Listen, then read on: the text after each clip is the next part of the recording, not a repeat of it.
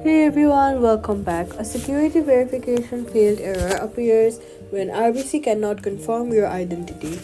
First, make sure you enter the verification code exactly as received. Then, request a new code and wait at least 1 minute before entering it. After that, check that your registered phone number is active and has signal. Avoid using Wi-Fi during verification. Switch between Wi-Fi and mobile data during verification if possible. If not, make sure that you're connected to a stable Wi-Fi so your app operates smoothly.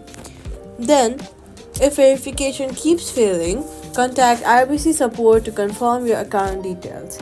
Once your identity is confirmed, this error will stop automatically and will stop appearing, and that's it. Subscribe for more quick fixes.